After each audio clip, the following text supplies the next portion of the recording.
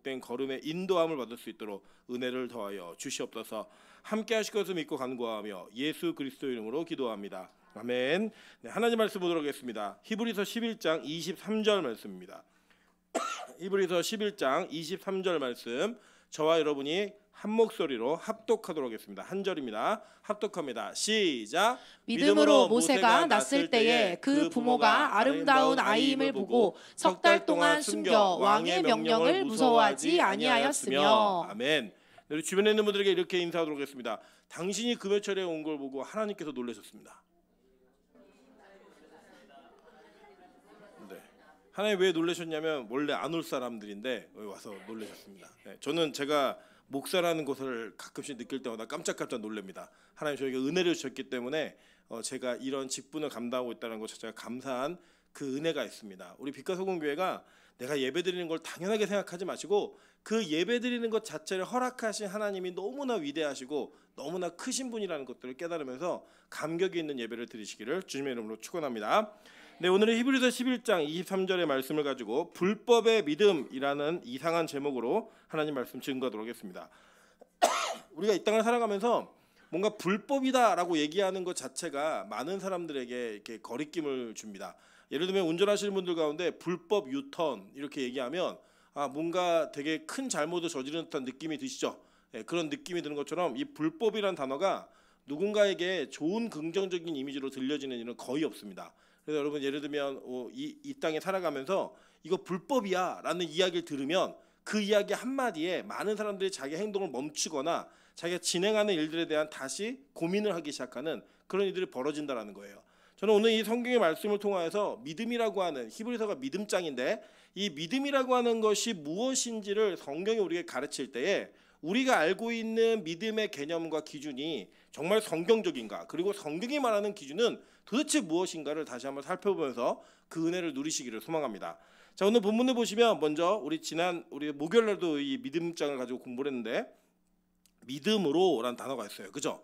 그러니까 믿음으로라고 하는 게 이게 주제예요. 주제. 그러니까 다시 기억하셔야 될 것은 무엇이냐면 히브리서 11장은 믿음으로 산 사람들을 가르치는 게 아닙니다.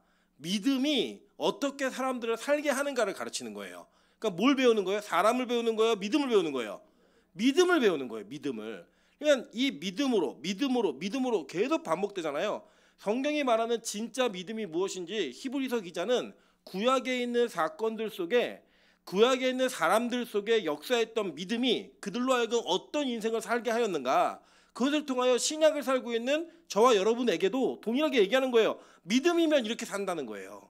그리고 그 믿음이 우리를 그렇게 바꿔낸다라고 증거하면서 진짜 믿음이 무엇인가를 얘기한다라고 하는 겁니다. 근데 오늘 본문을 보시면 이렇게 얘기해요. 믿음으로 모세가 났을 때에 그 부모가 아름다운 아이임을 보고 석 달 동안 숨겨 왕의 명령을 무서워하지 아니하였으며 라고 얘기했죠. 자, 그러면 여기에 이 믿음으로의 주인공은 누구예요? 그러니까 믿음이 들어가서 믿음 때문에 어떤 행동을 하게 된 주인공이 누구예요?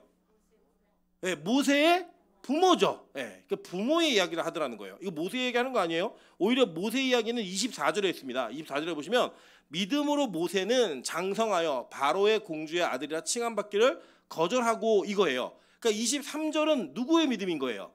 예, 부모의, 그 아버지와 엄마의 믿음이 무엇이었는가, 그 믿음의 실체가 무엇이었는가를 가르치고 있는 내용이라는 겁니다. 자, 그렇다면 그 내용이 무엇인지를 우리는 좀 살펴보도록 할게요. 자, 먼저 이 부모의 이름이 성경에 있어요, 없어요? 있어요. 그죠? 한번 볼게요.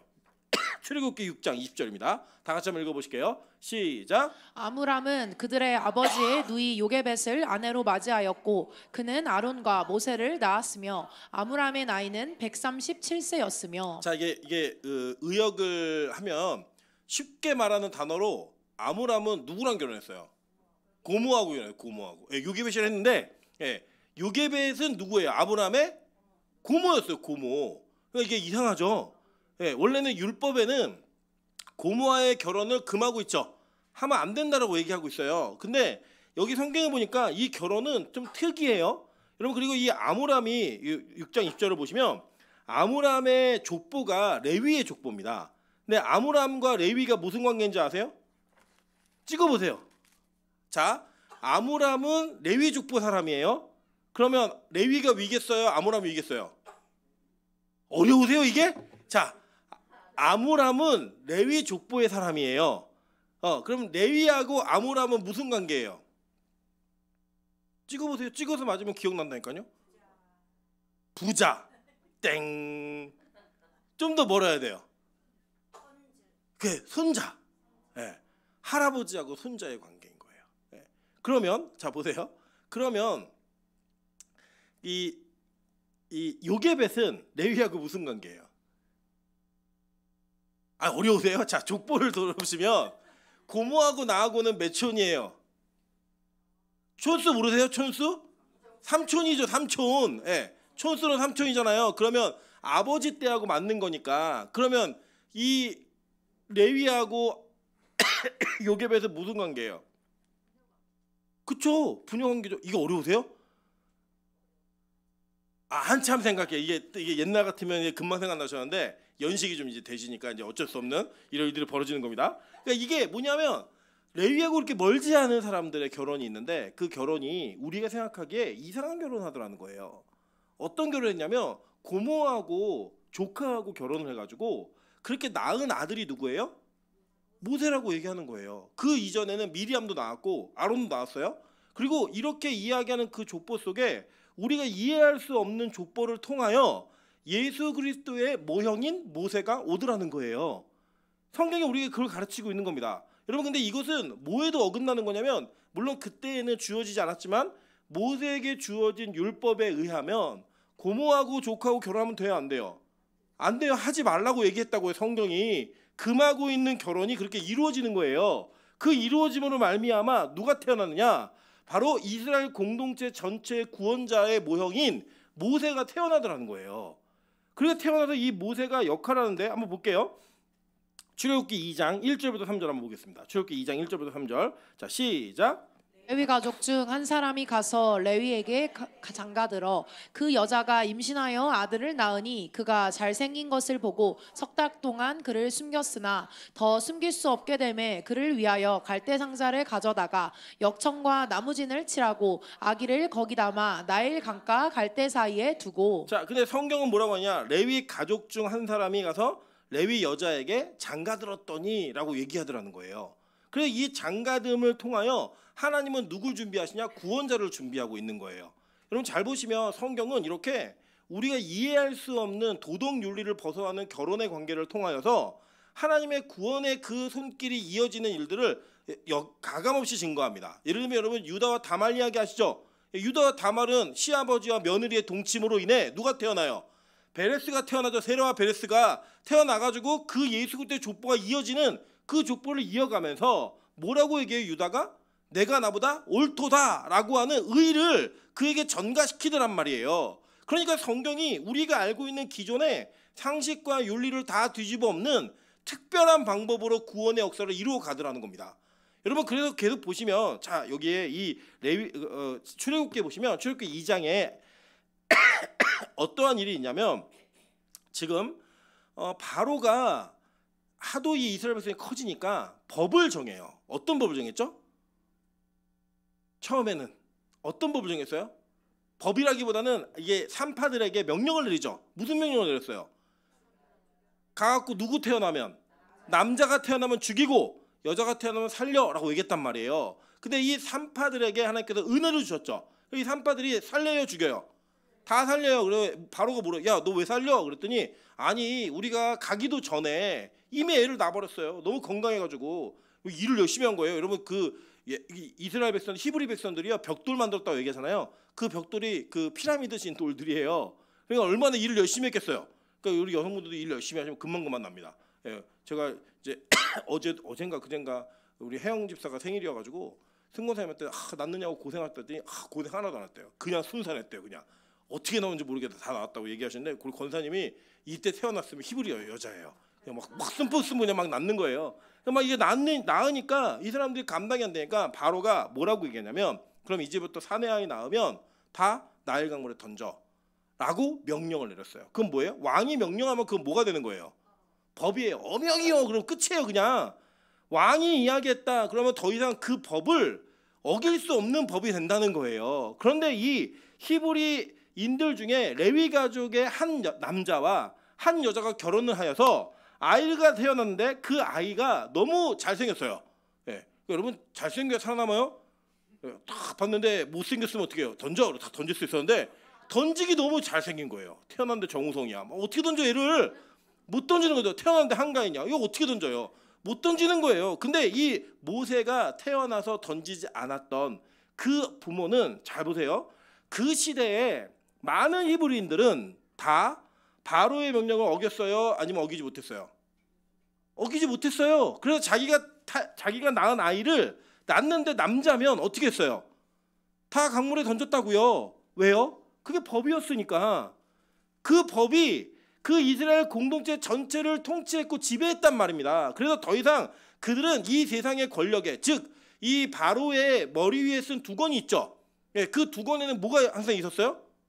코브라가 있었다고. 뱀의 자손의 후예의 상징이었던 바로의 명령에 거부하지 못하고 다 자신의 자녀들을 다 갖다가 강물에 던진 거예요. 여러분 강물이 여러분 잘 아시는 것처럼 오리시스라고 하는 이 애굽의 신이었죠. 그 신에게 갖다 바친 거예요. 자녀들을. 그렇게 바치라고 말했고 그렇게 말한 명령은 그 나라의 법이었다고요. 그래서 그들은 그걸 어기지 못한 거예요. 그래서 누가 어겨요? 아므람과 요게벳이 이걸 어기는 거예요. 뭐로요? 믿음으로. 믿음이 들어가니까 그들의 믿음은 그 왕의 명령을 두려워하지 아니하는 자로 세워지더라는 거예요. 그래서 그 믿음을 가지고 누구의 명령을 어겼냐? 왕의 명령을 어겼다라고 성경은 말하는 겁니다. 여러분 지금 우리가 이 땅에서 권력자의 말 한마디에 나라 전체가 흔들흔들거리는 모습을 우리 보면서 너무 안타깝다고 생각하지만 실제로 여러분이 그 자리에 계시면 그게 진짜 쉬운 줄 아세요? 정말 그거 어려워요. 내가 군대에 군인으로 있는데 장군이 야 총 쏴 그런데 총 안 쏘기가 힘들다고요. 장군이 불법을 저지른다고 쏘지 마세요라고 말하는 게 어렵다고요. 그게 바로 우리가 이 땅에 살아가는 힘의 논리예요. 그래서 사람들이 왜 권력을 좋아하고 왜 높은 곳에 올라가고 싶어 하는가?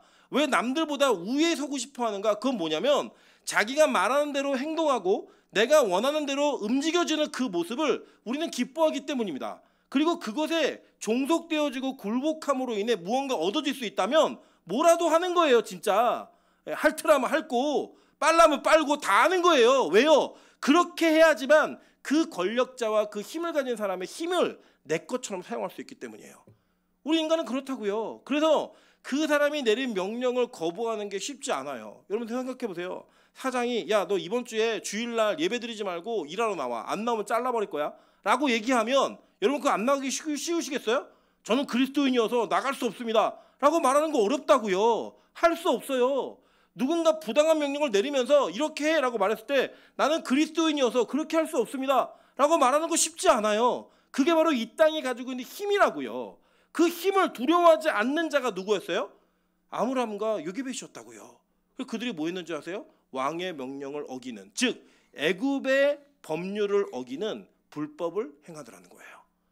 그러니까 상식적으로 이 땅의 논리와 상식적인 내용들이 정해져 있을 때 여러분 이게 참 어렵게 생각하실 수 있는데 이렇게 한번 생각해 보세요. 우리 조선시대만 보더라도 지금부터 200년, 300년만 올라가면 조선시대 왕정시대잖아요. 150년 전만 올라가면 그 왕정시대인데 왕정시대에 이 양반이 있고 무반과 문반이라고 하는 양반이 있고 거기에 평민들이 있고 그 밑에 노비들이 있었죠. 예, 그 노비의 삶을 산다는 게 지금 상상이 되세요? 여러분 예를 들어서 오늘부터 정명도 집사는 내 노비야 라고 얘기하면 제가 부리면 명수 집사가 견딜까요? 화를 낼까요? 지금 화를 내죠. 우리는 그게 옳지 않다는 거 아니까. 근데 여러분 조선 초기에 양반은 4%밖에 안 됐습니다. 노비들의 숫자가 날로 늘어갔다고요. 그 노비들이요 반란을 일으켰던 망이망석이 뭐 몇 명 빼놓고는 다 그 시스템에 순응하며 살았어요. 어떤 누구도 자기가 태어나서 천민으로서 살아가는 그 상황 속에서 야 이거 뒤집어 엎자 나라를 바꿔보자 이렇게 얘기한 사람 별로 없었다고요. 평생을 태어나면서도 죽을 때까지 노비의 인생을 살았어요. 왜요? 그게 사회 시스템이었고 그 시스템을 받아들이고 순응하는 게 제일 편하게 살 수 있는 방법이라고 여겼던 거예요. 그러니까 그리스도인은 어떤 자들이냐면 믿음이 들어오면 이 세상이 당연하다고 생각하고 당연하게 여기는 일들에 거부감을 갖기 시작하는 거예요. 야, 돈 있는 사람에게 돈 없는 사람이 무릎 꿇고 머리 조아리는 게 맞아. 이게 세상의 논리라고요. 이거를 여러분 부인한다 하더라도 그렇게 우리는 실제로 살고 있어요. 그런데 믿음이 들어오면 어떤 일이 벌어지는 거예요? 야, 돈이 내 주인이 아니야. 네가 억만금 천만금을 줘도 내 신앙은, 내 믿음은 절대 꺾을 수 없어. 그런 거 갖고 나한테 딜하지 마. 그런 우리의 반항이 올라오는데 그걸 세상 사람들은 뭐라 그러는지 아세요? 불법이라고 얘기하는 거예요. 너 왜 법을 어겨? 질서를 왜 어겨? 이 세상이 정해놓은 룰을 왜 어겨? 네가 그리스도인이면 다야? 네가 믿음이 있으면 다야? 그렇게 우리에게 요구한다는 거예요. 그 당시에 애굽에서 태어나는 아이들을 남자면 날개 갖다 다 던져라고 말하는 건 법이었어요. 모든 그리스도인들하고 얘기하는 상징되어지는 교회였던 히브리인들이 그 법 아래 종속되어서 맨날 벽돌 만들고 그 벽돌 만들다가 난 아이를 남자애면 던지는 걸 당연히 여겼다고요. 왜요? 법이니까. 그 사회의 시스템이고 세상이 가지고 있던 논리였으니까 그거를 받아들이며 사는 거를 상식이라고 여겼다니까요. 웃기지 않습니까? 여러분 지금 생각해보면 조선시대의 노비제도가 상식이에요? 말도 안 되잖아요. 말도 안 되는데 그 당시 사람들은 그거를 수능했다니까요. 여러분 여기 우리 권사님도 계시지만 옛날에는 남편 말에 무조건 순종하는 게 그때 미덕이었잖아요. 여성들의. 지금 이 시대에 그걸 요구하면 어떤 일이 벌어져요? 당장 이혼해가지고요 혼자 됩니다. 예, 며느리들한테 너 남편 말에 순종하고 말대꾸 하지 말라고 이러면 큰일 나요 여러분. 오히려 며느리의 눈치를 보는 시대가 있죠. 그래서 사실 요새 권사님들이 제일 불쌍한 세대예요. 시어머니한테는 정말 기 한번 못 펴보는 세대가 또 며느리한테 또 눈치를 봐야 되는 이런 일들이 있어서 딸만 낳으셔 우리 최재권 권사님이 제일 행복한 분이에요. 예, 며느리가 없는 분이 제일 행복한 분들이에요. 이런 분들이 이 시대가 변해가면서 사상이 바뀌어져 갈 때 우리는 옛날에 있었던 시스템을 그냥 그대로 받아들였다고요. 그런데 믿음이 들어오면 그렇게 당연한 시스템이 이거 아닌데? 이거는 말도 안 되는 건데? 왜요? 그 아이가 뭐였어요? 복음이었으니까. 그 아이를 지켜낼 수 있는 힘으로 그 두려워하는 그 마음이 믿음이 그 두려운 마음을 이겨내더라는 거예요. 나는 왜 세상 사람과 다르게 살지? 저들은 다 거기에 순응해 사는데 나는 왜 다르게 살고 있지? 근데 그게 왜 가능한 거예요? 믿음 때문에. 여러분 오늘 금요일 날 이 시간에 여기 앉아서 예배 드리는 게 정상이라고 생각하세요? 이게 정상이에요? 여러분 저기 화장실에 가서 변기 안에 들어가서 잠깐만 기다려보세요. 가만히 기다려보시면 여기 도서관에서 공부하는 애들이 와가지고 뭐라 하냐면 미쳤나 봐. 교회 진짜 재수없어 이러면서 교회가 엄청 해요. 저도 제가 화장실에 앉아있는데 남자 둘이 들어오더니 나 진짜 교회는 짜증나 죽겠다고. 너무 시끄럽다고. 왜 저런지 모르겠다고. 막 여기 근데 제가 들어보니까 화장실에 들어있는데 형이 소리 지르죠. 막 쥐야 소리 지르는데 막 다 들려요. 막. 그러니까 쟤네들 볼 때 우린 뭐예요? 미친 사람들이라고요. 왜 저러지? 돌았네? 왜 저렇게 남들에게 피해를 주지? 왜 저렇게 밤에 잠 안 자고 교회라는 곳에 모여가지고 기도를 하지? 쟤네들이 볼 때는 이상한 거예요. 근데 우리 안에는 그래 니들은 세상에서 즐겁게 이 금요일 밤을 너희들 마음대로 즐기고 살아가는 게 정상이지만 쉬는 게 정상이지만 우리는 그 쉬는 것보다 예배 드리는 게 더 정상이라고 생각해서 여기 오는 거야. 그러면서 여러분 부끄러운 마음으로 오지 마세요. 성교제 숨기고 들어오지 마세요. 여기 건물 들어오실 때 어디 가세요? 그럼 저기 어디 가요? 이러고 오지 마시고 빛과 소금 교회 예배 드리러 갑니다. 그러면 들어오시는 거예요 그냥. 저는 원래 목사라고 어디 불려지는 게 별로 원치 않아 가지고 그냥 지나갈 때도 그냥 지나가는데 여기 밑에 그 뭐죠? 밑에 빵집 이름이 뭐예요? 써니 그 자매님이 목사님 그러시는 거예요. 저를 어떻게 하시냐고. 다 안 돼요 자기가. 그럼 뭐라고 했냐면 여기 교회 교인들 대단하다는 거예요. 네. 매일 저녁마다 사람들이 계속 올라가고 호별이도 알고요. 하민이도 알고 다 알아요. 네. 그분 정말 장사에 은사가 있는 분이에요. 다 알아요 다. 그러면서 얘기한 게 정말 대단해요. 교인들이 어떻게 이렇게 매일 교회로 와요? 여러분 진짜 매일 교회로 오는 게 이게 정상이라 생각하세요? 정상이 아니잖아요. 그런데 이게 믿음이 들어오면 이게 정상이 되는 거예요. 여러분 그래서요 이 부모가 뭘 하는 줄 아세요? 이 부모가 아이를 더 숨길 수 없게 되니까요 뭘 했냐면 갈대 상자를 가져다가 역청과 나무에 진을 칠합니다. 근데 여러분 이 갈대 상자가 히브리어로 뭐였죠? 테바. 이 테바가 뭐예요? 방주라고요. 자, 이 방주를 처음에 만들었던 사람이 누구예요? 노아예요. 창세기 6장 14절 보겠습니다. 창세기 6장 14절. 자, 시작. 너는 고페르 나무로 너를 위하여 방주를 만들되 그 안에 칸들을 막고 역청을 그 안팎에 칠하라. 자, 지금 노아가 했던 행동을 누가 하고 있는 거예요? 요게벳과 아브라함이 하고 있는 거예요. 아브라함과 요게벳이 똑같은 일을 하고 있는 거예요. 뭐요? 테바를 만들어요. 상자를 만들어 놓고 그 상자의 안에 역청을 칠해서 물이 들어오지 못하게 한다고요. 구약시대에 물은 뭘 상징했어요?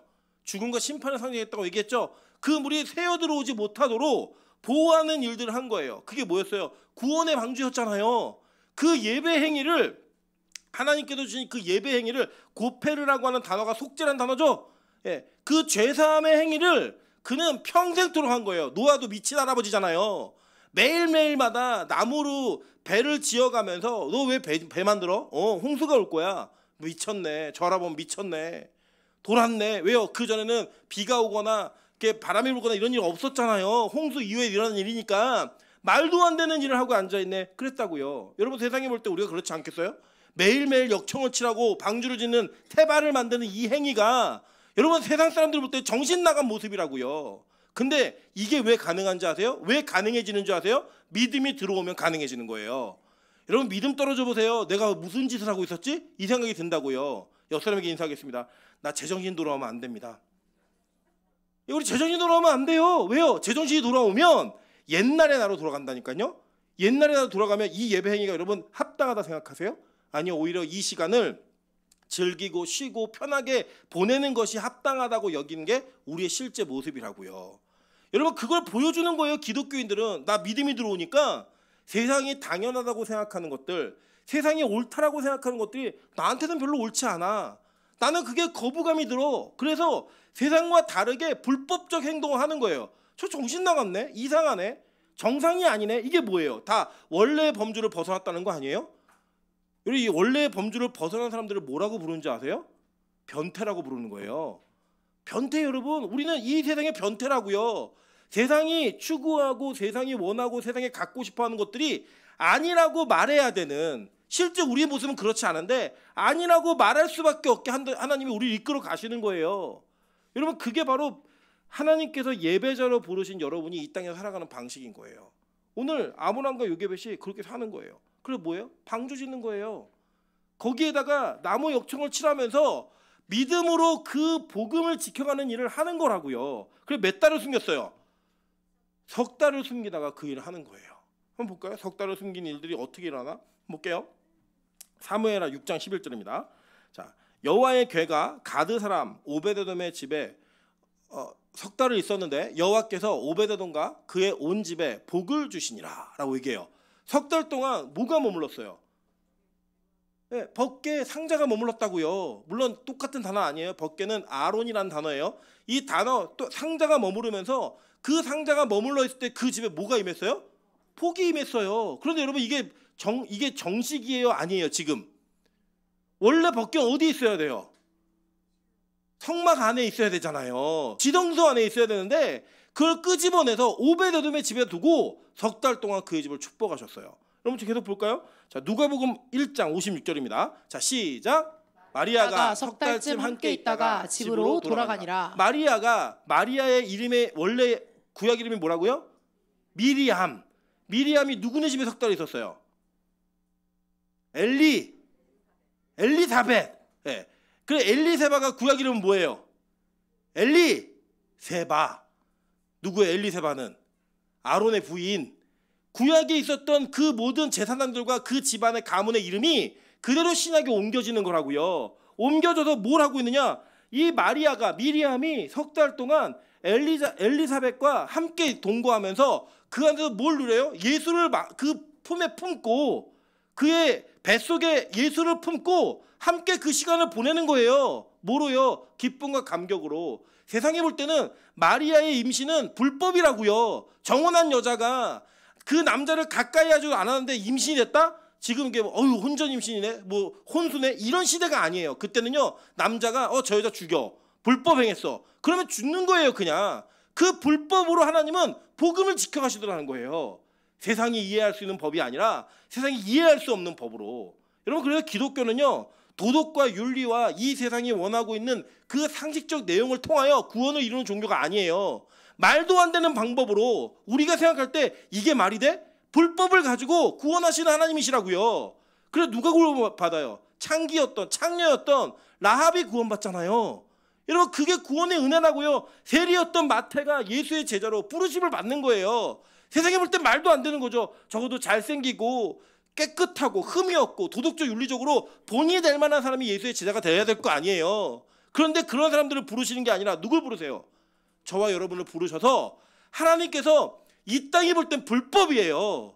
이 땅이 볼 때는 임철원 목사가 되면 안 된다고요. 이 땅이 볼 때 이 교회의 권사 장로는 권사 장로가 되면 안 되는 사람들이에요. 그런데 하나님이 그 불법의 은혜를 통하여 저와 여러분을 이 땅과는 다른 방식으로 구원하시는 거예요.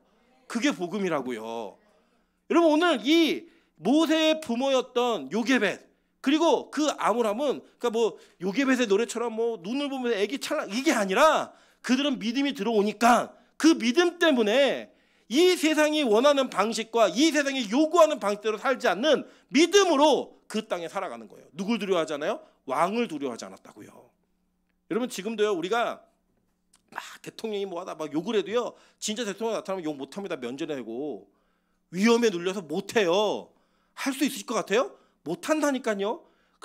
이 대통령은 근데 왕이 아니잖아요. 우리 손으로 뽑은 우리의 권력을 위탁한 사람이도 우리 그런다고요. 근데 이 시대의 왕을 두려워하지 않는 믿음 그게 사람으로부터 나올까요? 배짱일까요? 전 절대 아니라고 생각해요. 믿음이 없으면 우리 절대 이렇게 살 수 없어요. 그래서 성경 히브리서 기자는 이것을 우리에게 뭐라고 소개하느냐? 믿음이라고 소개한다는 거예요. 그래서 석 달을 숨겼던 그 모습처럼 이 애굽의 칼날을 피하여 도망갔던 그 모습을 성경은 그대로 재현해줘요. 마태복음 2장 13절부터 18절 한번 보겠습니다. 자, 다 같이 읽어보실게요. 자, 시작. 들이 떠난 후에 주의 사자가 요셉에게 현몽하여 이르되 헤롯이 일어나 아기와 그의 어머니를 데리고 애굽으로 피하여 내게 이르기까지 거기 있으라 하시니 요셉이 일어나서 밤에 아기와 그의 어머니를 데리고 애굽으로 떠나가 헤롯이 죽기까지 거기 있었으니 이는 주께서 선지자를 통하여 말씀하신 바 애굽으로부터 내 아들을 불렀다함을 이루려 하심이라. 18절까지. 네. 이에 헤롯이 박사들에게 속은 줄 알고 심히 노하여 사람을 보내어 베들레헴과 그 모든 지경에 있는 사내 아이를 박사들에게 자세히 알아본 그때를 기준하여 2살부터 그 아래로 다 죽이니 이에 선지자 예레미야를 통하여 말씀하신 바 라마에서 슬퍼하며 크게 통곡하는 소리가 들리니 라헬이 그 자식을 위하여 애곡하는 것이라 그가 자식이 없으므로 위로받기를 저절하였도다 함이 이루어졌느니라. 자 보세요. 여기 보니까 누구에 의해서 예수가 애굽으로 내려갔어요? 누구 때문에? 여기 예수님이 그러니까 여기 말하는 예수님이 누구에 의해서 애굽으로 내려가요? 예? 세상의 왕을 피해서 요셉에게 의해서 내려가죠. 요셉이 뒤로 내려가잖아요. 구약에 요셉 때문에 야곱의 70인이 애굽 땅에 내려가죠. 똑같은 모습으로 재현하는 거예요. 복음이 어떻게 지켜지는가. 그 나라에 야 지금부터 2살 아이는 다 죽일 거야 라고 하는 그 법을 어기고 튀는 거예요. 불법자들이라고. 이게 도망자들이에요. 법을 피해서 도망한 사람들이라고요. 그걸 통해서는 복음을 지켜가시더라는 거예요. 그래서 볼까요? 여기 보면은 2살 아래로 다 죽이라 그랬어요. 그죠? 여러분 아론하고 모세가 몇 살 차이예요? 찍어보세요. 3살. 맞아요. 3살 차이예요. 하나님 부르심 받을 때 아론이 83세 모세가 80세였다고요. 근데 아론은 도망갔어요? 안 도망갔어요? 안 도망갔죠? 그러면 모세 이전에 야 이거 아들 낳으면 죽여라고 얘기했던 건 몇 살 이하가 죽는 거예요? 2살 이하가 죽는 거예요. 3살부터는 안 죽는 거라고요. 그때 태어나도 되는 거예요. 그게 똑같이 재현되는 거예요. 그냥 복음으로. 그래서 이전에 복음을 지켜왔던 그 믿음의 선배들의 모습이 신약에서 진짜 복음을 지키는 사람들의 모습으로 나타나는 거라고요. 그러면 이 모습을 통해 우리가 지켜야 되는 예수는 우리가 어떻게 지키는 거예요? 목숨 걸고 지키는 거라고요. 믿음이 들어오면 이 땅에 이 위협과 이 세상에도 너 그렇게 살면 굶어 죽어. 너 그렇게 살면 망해. 너 그렇게 살면 절대로 성공할 수 없어 라고 말하는 것들을 무시하며 사는 거예요. 뭐 때문에요? 믿음 때문에. 배짱 있어서 그런 게 아니라고요. 목사라 그런 게 아니라 뭐가 들어오면 믿음이 우리 안에 들어오면 세상이 원하는 방식이 아니라 하나님의 방식으로 살아가는 백성이 된다는 거예요. 여러분 이게 복음인 겁니다. 그래서요 여러분 진짜 불법은 뭔지 아세요? 마태복음 7장 14절 보겠습니다. 죄송해요. 제가 기침을 안 했었는데 최재훈 권사님 기침 안 한다 그러니까 그때부터 기침을 해요. 네. 하나님의 은혜로. 예. 자, 마태복음 7장 23절입니다. 마태복음 7장 23절. 다 같이 읽어보실게요. 7장 23절. 자, 시작. 그때 내가 그들에게 밝히 말하되 내가 너희를 도무지 알지 못하니 불법을 행하는 자들아 내게서 떠나가라 하리라. 자, 이 사람들이 누군지 아세요? 이 사람들이 주님의 이름을 부르면서 병 고치고 선지자 노릇하고 큰일 행한 사람들이에요. 근데 예수님이 뭐라고 하세요? 불법을 행한 자들아 내가 너희를 도무지 모른다고 얘기해요. 보세요. 세상에서는 불법이었는데 주님 보시기엔 그게 합법이에요. 근데 이 세상에서 합법인데 주님 보시기엔 불법인 거예요. 세상의 눈으로 볼 때요, 선지자 노릇하고 큰일 행하고 기적을 행하고 귀신 내어 쫓고 병 고치고 막 이러니까 우와 저 사람 능력 있네 그랬는데 하나님 볼 때는 불법이야. 이유가 뭐예요? 복음을 지킨 게 아니라 자기를 지킨 거예요. 자기 이름을 드러냈고 자기의 공로를 자랑한 거예요. 뭐예요? 율법주의자들이 그 일을 행했다고요. 여러분 이 세상에서는 여러분이 얼마나 도덕적 윤리적으로 이 세상에서 칭찬받을 만한 조건을 갖추고 사는가를 통하여 여러분이 얼마나 좋은 그리스도인인지 성공한 그리스도인인지를 평가한다고요. 그게 이 세상의 법이에요. 여러분 그거를 충족시켜주고 그걸 맞춰주는 메시지가 얼마나 많은 줄 아세요? 여러분 예수를 깨끗하게 믿고 깨끗한 부자가 되십시오. 그리고 최고지에 올라가서 많은 사람들이 부러워할 만한 그 자리까지 올라가시면 여러분 하나님께 여러분 귀 쓰실 겁니다. 이렇게 얘기하는 게 복음이라고 얘기하는 수많은 교회들이 널렸다고요. 여러분 제가 이걸 왜 잘하느냐? 저는 그걸 가르치는데 선봉에 있었던 교회에서 제 젊음을 다 바쳤던 사람이에요. 제가 그걸 정확히 알아요. 그래서 그 교회는 4년제 대학을 안 나온 애들이 거의 없었어요. 서울대, 연대고대 다 밟히는 교회였고 그 교회에 판사, 검사가 몇 명인지 자랑할 만한 교회였다고요. 여러분 그런데 그 교회가 진짜 복음일까요? 제가 경험하고 느낀 결론을 말씀드릴게요. 아니요. 십자가가 없는 복음은 예수 때문에 비어짐과 예수 때문에 내가 낮아짐과 그 예수 때문에 내가 가지고 있는 모든 것들을 다 포기할 수 있는 믿음이 없는 곳은 진짜 교회 아니에요. 그걸 가르치지 않는 교회는 진짜 교회가 아니라고요. 거기는요 죄 없이도 십자가 없이도요 설교를 1시간 2시간씩 해도요 아무도 졸지 않고 다 들어요. 설교 한 편에 책 6권 7권의 분량이 다 들어가 있어요. 다 너무 좋아하죠. 젊은이들이 몰려들만 하죠. 그런데요 거기에 십자가 복음이 없더라는 거예요. 진짜 복음이 있지 않더라는 거예요. 예수 때문에 그 복음만을 붙들고 구원받는다라고 하는 그 진리가 들어오지 않더라는 거예요. 여러분 저는요 빛과서 공교회를 그렇게 목회할 마음이 없어요.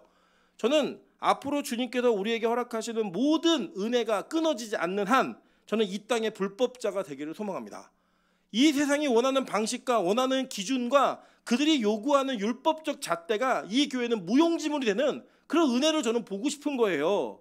목사 같지 않은 목사를 통해 권사 같지 않고 장로 같지 않은 그런 우리 같은 쓰레기들을 통해 하나님의 은혜가 나타나고 복음이 드러남으로 말미암아 우리에게 주어진 믿음이 세상이 감당하지 못하게 만드는 그런 일꾼들로 세워지는 것들을 보고 싶다는 거예요.